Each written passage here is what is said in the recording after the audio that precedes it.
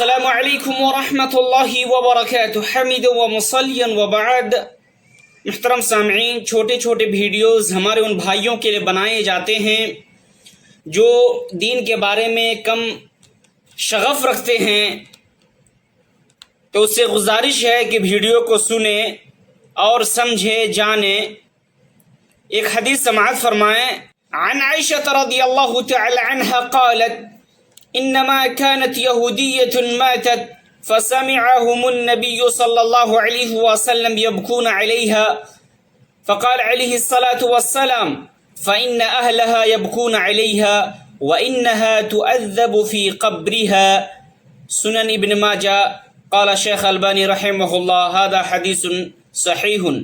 محترم بھائیو، عزیزو، دوستو، یہ چھوٹی سی حدیث تھی اور آج کا درس ہے کہ میت کو عذاب دیا جاتا ہے زندہ آدمی کے رونے کی وجہ سے۔ اس کی دلیل نبی کریم صلی اللہ علیہ وسلم کے قول سے بھی ثابت ہے۔ حدیث کا ترجمہ سماعت کریں۔ اما عائشہ رضی اللہ تعالی عنہا روایت کرتی ہیں کہ ایک یہودی عورت کا انتقال ہو گیا تو نبی کریم صلی اللہ علیہ وسلم نے یہودیوں کو، ان کے گھر والے کو روتے ہوئے سنا۔ نبی کریم صلی اللہ علیہ وسلم نے فرمایا کہ فَإِنَّ أَهْلَهَا يَبْكُونَ عَلَيْهَا،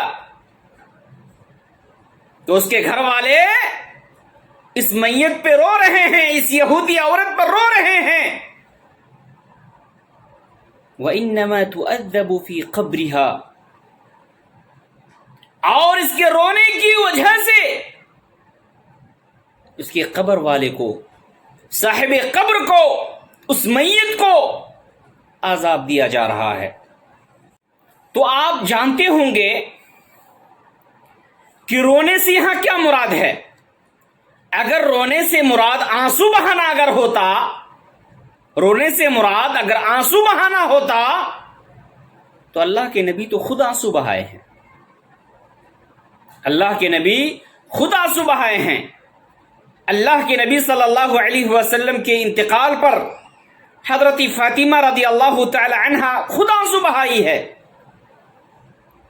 تو پتہ چلا کہ یبکون سے مراد یہ مطلقاً آنسو بہانا نہیں، بلکہ زور سے چلا کر کے رونا، آواز کے ساتھ رونا، یہ مراد ہے۔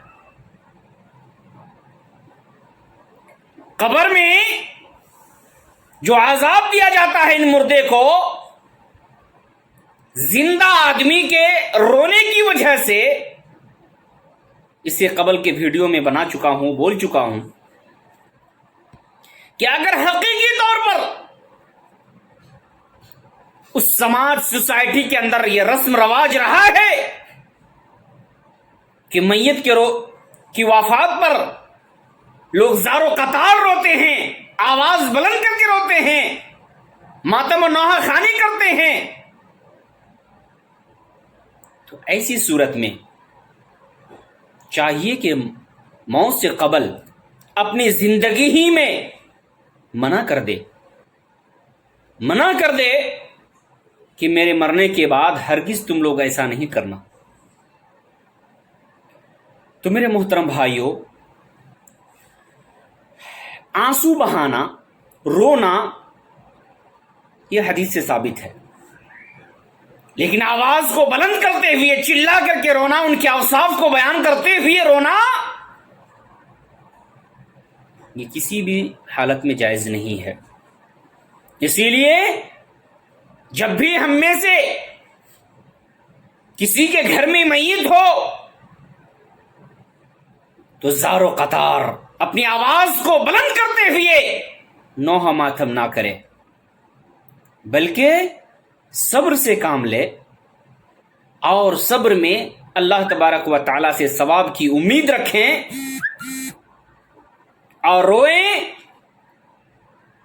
تو اللہ کے نبی صلی اللہ علیہ وسلم کے حدیث پر عمل کرتے ہوئے ان العین تدمع والقلب یحزن، اس حدیث پہ عمل کرتے ہوئے آنسو بہائیں، زار و قطار آواز کو بلند کرتے ہوئے نہ روئیں، اس میں وبال نقصان آپ کا بھی ہے اور اس مردے کا بھی ہے۔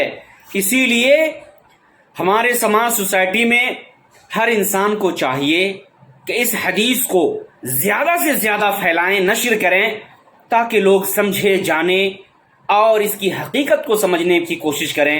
اللہ تبارک و تعالی ہم سارے لوگوں کو قرآن و حدیث پر عمل کرنے کی توفیق عطا فرما۔ الہ العالمین، ہر کسی کے گھر میں موت ہوتی ہے، میت ہوتی ہے، تو ان کے گھر والے پر تو صبر جمیل عطا فرما۔ والسلام علیکم ورحمۃ اللہ وبرکاتہ۔